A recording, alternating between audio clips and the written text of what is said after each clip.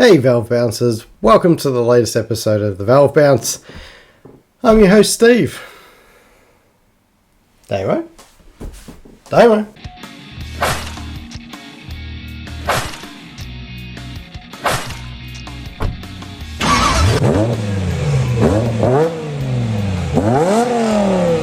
Alright guys, let's have a chinwag about EV versus ICE. So, not ICE as in the drug, as in the internal combustion engine. I've been seeing a lot of stuff at the moment around the traps about electric vehicles, as I'm sure you guys have as well. And it's a hot subject. We've got a lot of cars coming in. We've got BYD, Tesla, MG, Hyundai are bringing their own. There is a lot of talk and a lot of development going on in that space, and it's great to see because the cars are definitely getting better. But what I wanted to touch on today was the benefits, or maybe the not so benefit of having an electric vehicle. I remember reading a little while ago about Volvo, for instance, doing a report, like a lifelong report. They had an electric XC40 and an internal combustion engine XC40. So the same car, but one electric, one not. And the report came back that over a 200,000 kilometer period, if you were to recharge your car with whole electricity, like most of us probably have access to, the end of 200,000 kilometers, both the ICE engine and the EV were near the same. One emitted 58,000 tons of carbon and the other 54,000 tons of carbon. What is interesting is that it would be theoretically the same regardless of which way you went.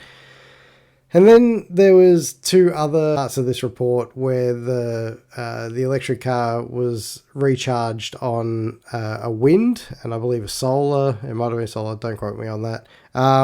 Setup. So the wind was the best option. It was the cleanest energy they could get. And if the car was recharged every single time over a 200,000 kilometer period, that would mean that you only emitted about 24,000 tons of carbon.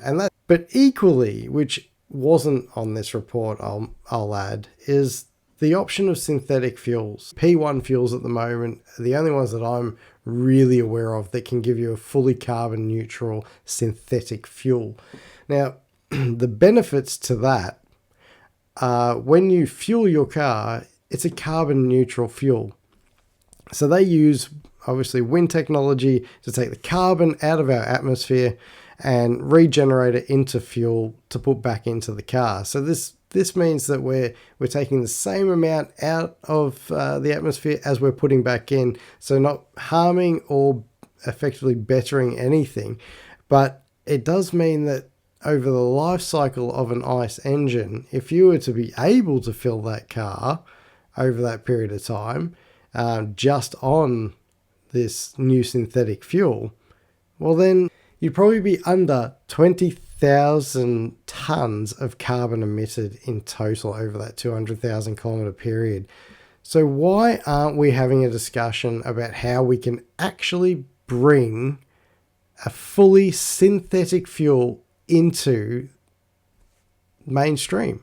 Because if we can do that, we eliminate a heap of what we're currently producing.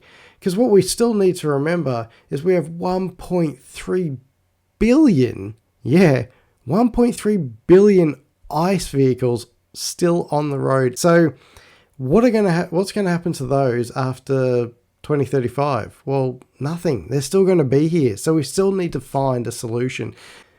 At least going down this road with synthetic fuels, we would almost overnight be able to eliminate a lot of what we're emitting.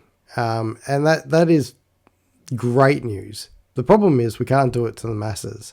So my question is, how do we get the infrastructure in place that we can create more of this and bring it to the world? EVs are a good band-aid, don't get me wrong, but they're like a cancer on the inside versus a cancer on the outside. You know, an ICE engine emits into the atmosphere and it's like a skin cancer, right? And then when you look at the EV, well, it takes so much out of the earth at the beginning, it really is like killing the world from the inside. So it's a bowel cancer, I guess. So it's not the right or perfect alternative, and we do need to do so much more investigation. And there are always new technologies coming to the forefront, which, you know, I hope will improve our situation. But definitely these synthetic fuels and wind turbines and so forth that are able to take the carbon out of the atmosphere. Surely we need to invest more in that. Surely we need to get that happening before anything else, and then keep looking and searching for what might be the complete fix. I don't think there is a complete fix. I think we just need to try and minimize it the best that we possibly can. And if we can do that, the world will be a better place. Anyway, that's enough from me. You don't want to hear me yabbering for 45 minutes.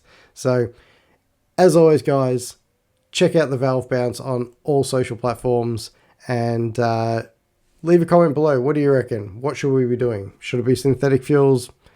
Do you think that we just need a full EV market? I don't know. I'm no expert. Plenty of people are getting paid a lot more than me to do this. So either way, have a great end to your week, and we'll be back on board with Damo next week, as he obviously couldn't be with us here today. And yeah, thanks for tuning in.